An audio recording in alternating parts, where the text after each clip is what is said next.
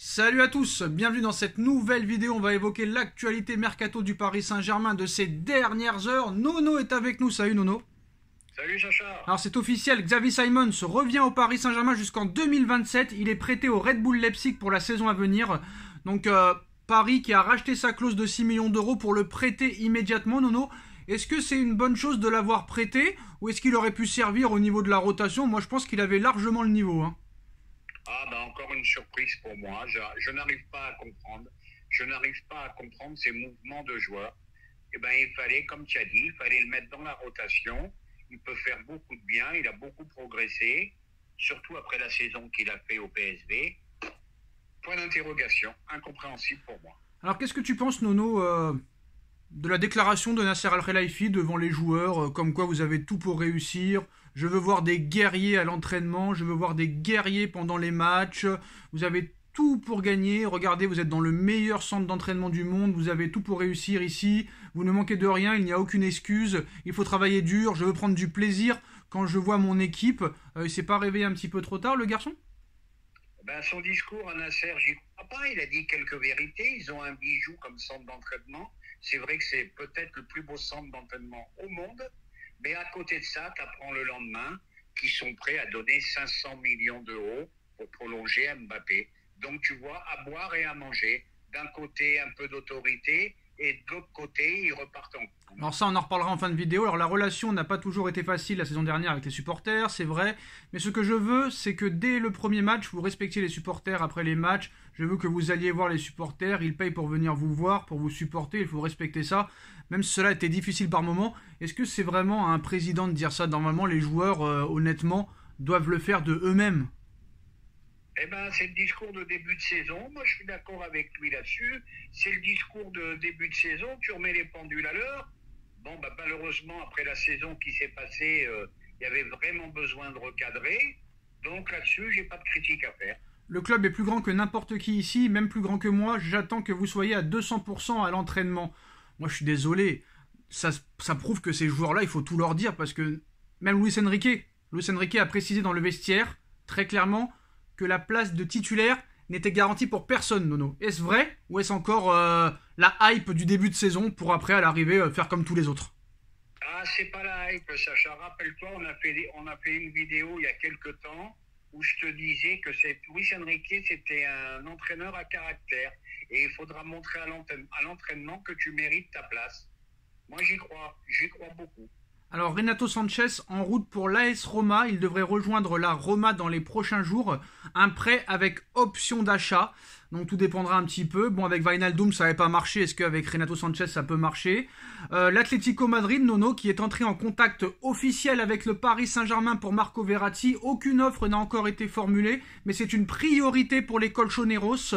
Le Paris Saint-Germain en attend 80 millions d'euros. Alors là, si tu le vends 80 millions, Verratti, c'est du grand art. Hein. Le mec qui a même pas fait de Coupe du Monde depuis je sais pas combien de temps, qui sort de 2 saisons catastrophiques. Alors moi, je pense très clairement, Nono, que Paris qui demande 80 millions d'euros, c'est pour en réalité en vouloir peut-être 40. 80 millions, ils les auront jamais, donc je vais te rejoindre, 40, 50 millions d'euros. Le seul problème, c'est que Luis Enrique adore ce genre de joueur et je ne sais pas s'il acceptera ce transfert. Mais moi personnellement, une belle offre à 50, je le vends. Alors honnêtement, apparemment, la nouvelle stratégie du Paris Saint-Germain, c'est que très clairement, dès la rentrée des joueurs, ils ont précisé que personne n'était intransférable cet été. Que ce soit même Verratti, Neymar, Mbappé, etc. Écoute, tant mieux qu'on fasse le grand ménage. Bon là, je vais rajouter 2-3 trucs. Neymar, aucune proposition. Verratti, Enrique veut le garder. Mbappé, Verratti a refusé l'Arabie Saoudite. Hein. Oui, d'accord. D'ailleurs, Nono, je suis désolé de le dire, hein, bon, on l'avait dit déjà, mais quand je vois que Al Nasser ou Al Hilal, je sais plus exactement le club, il y a une équipe qui a acheté Seko Fofana et le joueur que tu aimes tant de l'Inter de Milan, c'est leur milieu de terrain. Brozovic, Seko Fofana. C'est le milieu. L'Arabie Saoudite a réussi à faire un truc en 2 semaines que Paris n'a pas été capable de faire pendant des années. C'est quand même assez incroyable et assez incompétent quand même. Hein. Eh ben écoute, Incroyable. C'est là que je suis surpris, malgré les gros salaires qu'ils vont avoir. Fofana, ça a été 20 millions, je crois. 28. Pas plus. Ou 20, bon, bah écoute, on va pas être à quelques millions près. Enfin, 2 transferts que j'aurais bien aimé pour Paris. Bon, bah là, c'est une autre question. L'Arabie Saoudite va faire un massacre. Tu vas voir ce que je te dis. Des mecs comme Moussa Diaby, 24 ans, sont prêts à partir. Bon, bah écoute, qu'on vienne plus me parler de l'amour du maillot. C'est le fric en priorité. Et Nono, qu'est-ce qui est prêt à faire l'UEFA? L'UEFA est prêt, avec des wildcards, à inviter plusieurs clubs saoudiens pour la Ligue des Champions. Alors apparemment, c'est une piste très sérieuse, hein, et ça ne poserait aucun problème, parce qu'il y a des clubs israéliens, il y a des clubs turcs, il y a des clubs ukrainiens, il y a des clubs russes qui ne font officiellement pas partie de l'Europe, qui participent à la Ligue des Champions. Est-ce que ce serait une bonne idée d'introduire ces clubs saoudiens en Ligue des Champions? Moi, j'ai vu le club de Ronaldo Al Nasser qui en a pris 5 contre le Celta Vigo, qui a repris l'entraînement il y a 8 jours. Hein. Et Ronaldo ose dire que le championnat européen s'est affaibli et que le championnat saoudien est meilleur que la MLS. Alors peut-être qu'il est meilleur que la MLS, mais quand tu prends 5-0 dire ça, il faut avoir des cojones. Hein. Oh là là, Ronaldo, quelle horreur, quelle horreur. À 38 ans, faut qu'il envoie un scud sur la MLS. Pourquoi? Parce que Messi est là-bas. Et sur le championnat européen surtout. Sur le championnat européen, sur les championnats européens, le football européen. Mais surtout la MLS. Pourquoi il dit ça sur la MLS? Parce qu'il y a Messi. Parce qu'il y a Léo. Voilà. Jusqu'à la fin de ses jours, il va penser à Messi, lui. Et puis bon, bah, quant au reste, ce que tu as dit, bah, c'est possible. Hein. Ils peuvent finir dans les ligues, dans les coupes européennes. Je serais pas étonné. Mais comme tu as dit, tu vois qu'ils en prennent 5 par le Celta Vigo. Ils ont encore beaucoup de progrès à faire. Mais enfin, encore 3-4 grands noms consignés hier ou aujourd'hui. Riyad Almarez, plein de gens comme ça. Moi, ça m'inquiète beaucoup, l'Arabie Saoudite, hein, je te dis franchement. Alors, Luis Enrique n'est pas le plus grand fan de Gigi Donnarumma et n'est pas contre un grand chamboulement au poste de gardien du Paris Saint-Germain. Alors, le PSG ne veut plus de Keylor Navas. Sergio Rico, malheureusement, il va être en convalescence pendant plusieurs mois. Et Luis Enrique pousserait pour Kepa Arrizabalaga. Je sais pas comment on dit. Arrizabalaga, excusez-moi, bon, on va dire Kepa. Voilà, en effet, le média italien dévoile que Donnarumma pourrait quitter le Paris Saint-Germain pour Chelsea, tandis que Kepa, longtemps doublure d'Edouard Mendy à Chelsea, le gardien espagnol de 28 ans, a retrouvé sa place de titulaire la saison dernière, à l'instar de Donnarumma à Paris. Il a alterné le bon et le moins bon à Chelsea, on va dire. Ça a été une saison compliquée de la part de Chelsea. Il a été acheté 80 millions par Chelsea il y a quelques années. Mais ce serait le profil recherché par Luis Enrique.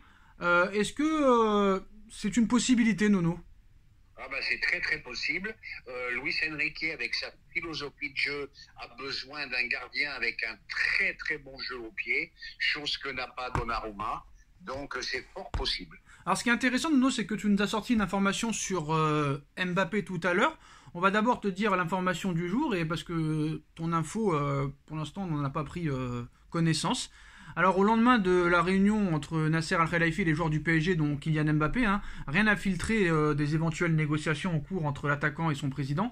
À Madrid, l'offre qui sera transmise au Paris Saint-Germain se prépare et elle va forcément choquer les dirigeants qataris. Alors dans un grand numéro de communication dont il est devenu coutumier, on va dire, Nasser a rassemblé les joueurs et le staff parisien mardi pour rappeler que le plus important était le club et que le PSG était déterminé à ce que tout le monde le comprenne. Évidemment, tout cela a filtré via les habituels canaux de communication du président parisien, mais l'ultimatum qu'il avait lui-même fixé, Nono, au 19 juillet est arrivé à son terme, et comme par hasard, il a été repoussé au 31 juillet, et Mbappé n'a toujours pas prolongé avec le Paris Saint-Germain, et si on en croit les promesses d'Al-Khelaifi, l'avenir du joueur passe donc par un transfert sec, le plus rapidement possible, sauf que Mbappé a plusieurs fois fait savoir qu'il n'envisageait pas de partir cet été, voulant aller au bout de son contrat. Pour moi maintenant, honnêtement, Mbappé c'est plus un joueur de foot, c'est un businessman pour moi.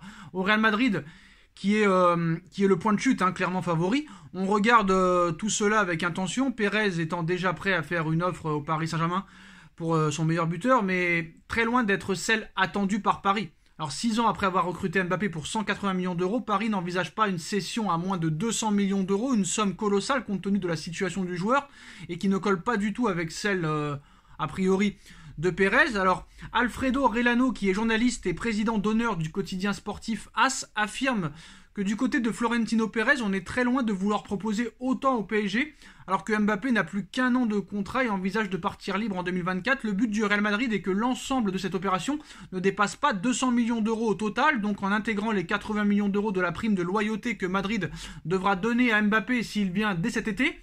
Puisqu'il ne touchera pas à Paris, s'il part, il restera 120 millions d'euros pour le PSG, explique apparemment une piste fiable, qui estime que dans cette histoire, le grand gagnant sera quoi qu'il arrive Kylian Mbappé. Nasser Al-Khelaifi a choisi de mettre un énorme coup de pression dans ce dossier, mais il va désormais devoir assumer ce quitte ou double proposé à Mbappé. Mais toi, tu as une autre info, Nono.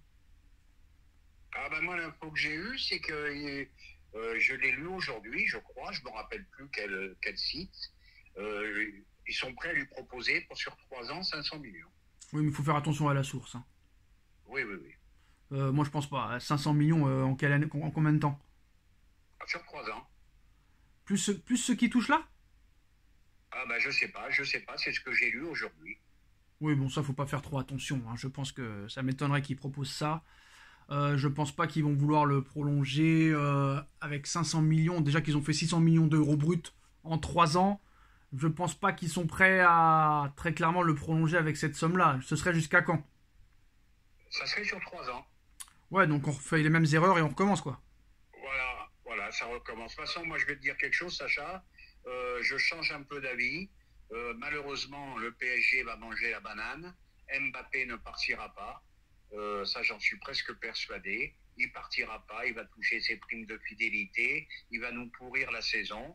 Et bon, on verra comment ça se passe. Dernière année de contrat. PSG Community a dit sûr et certain qu'il partirait. Eh ben écoute, on verra. Comme je dis souvent, c'est pile ou face. Ok, d'accord, bah voilà, c'est la fin de cette vidéo. Dites-nous en commentaire ce que vous en pensez. On like, on partage, on commente, on s'abonne et on se retrouve très vite pour une nouvelle vidéo. Merci Nono, merci à tous. Tchuss. Merci Sacha.